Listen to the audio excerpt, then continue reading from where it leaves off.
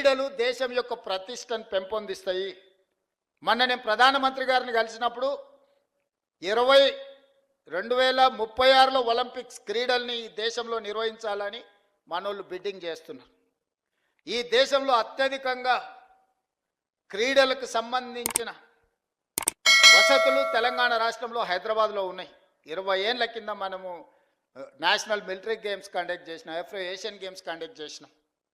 గొప్ప గొప్ప క్రీడల్ని మన హైదరాబాద్ నగరంలో మనం నిర్వహించినాం. కానీ 20 ఏళ్ళు అవి పెళ్లిళ్లకు పేరంటాలకు ఫంక్షన్ హాల్స్గా మారిపోయినాయి. ఇది నిజంగా బాధతోని కూడుకున్న విషయం.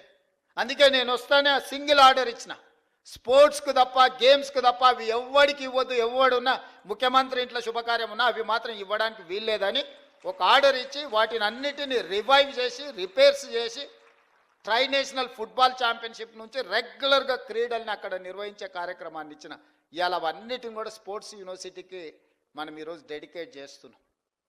రేపు భవిష్యత్తులో మీరందరూ, ఎందుకంటే మీ స్కూల్లో మీ కాలేజీలో మీ ప్రాంతంలో మట్టిలో మాణిక్యాలను వెలికి తీసి క్రీడాకారులను తయారు చేసే బాధ్యత మీ అందరి మీద ఉన్నది. మిత్రులారా, మీరందరూ దృష్టిలో పెట్టుకోండి. చదువుకోవడం ఉద్యోగం సాధించడమే కాదు, దేశ గౌరవ ప్రతిష్ట పెరగాలి అంటే కూడా ఇతర రంగాలలో మనం రాణించాలంటే మీరు గుర్తించాలి. విద్యార్థులలో ఉన్న నైపుణ్యాన్ని మీరే గుర్తించగలరు. తల్లిదండ్రుల కంటే ఎక్కువగా మీరు వాళ్ళతో మీతోనే ఎక్కువ సమయం ఉంటారు, మీరే గుర్తించగలుగుతారు.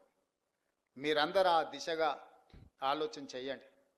ఆ దిశగా మనందరం ప్రయాణం చేద్దాం, మనందరం కలిసి పనిచేద్దాం. చేట నేను అడుగుతా ఉన్నాను, రేవంత్ రెడ్డి గారు, ఒక్కటి మీరు తెలంగాణ రాష్ట్రానికి ముఖ్యమంత్రి అనేది మర్చిపోకూడదు.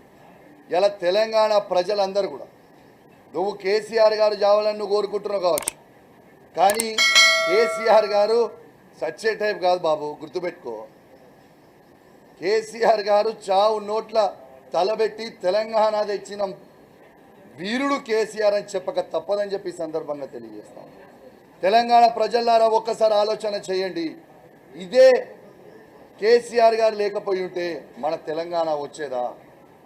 ఇదే కేసీఆర్ గారు లేకపోయి ఉంటే ఈ తెలంగాణ వచ్చేదా? మళ్ళీ ఇదే తెలంగాణకి రేవంత్ రెడ్డి గారు ముఖ్యమంత్రి అయ్యేదా? నీకు కూడా రాజకీయ భిక్ష పెట్టింది కేసీఆర్ అనేది విషయం నువ్వు మర్చిపోకు రేవంత్ రెడ్డి అని చెప్తా ఉన్నావు. ఇలా ప్రజలు ఏ విధంగా ఉన్నారంటే, నువ్వు ఇచ్చిన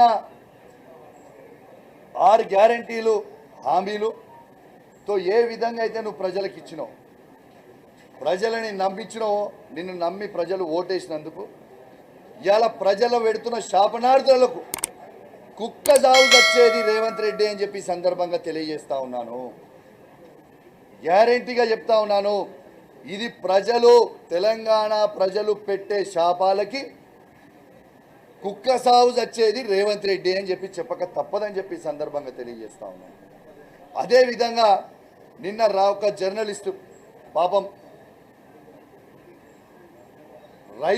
రైతు బంధు రాలేదు అనే ఆవేదనతోని, రైతు రుణమాఫీ కాలేదని ఆవేదనతోని, రైతు నీళ్లు వస్తలేవు నా పంట ఎండిపోతుందని ఆవేదనతోని ఒక రైతు ఒక జర్నలిస్ట్కి ఇంటర్వ్యూ ఇస్తే నువ్వు ఇంటర్వ్యూ తీసుకుంటావా అని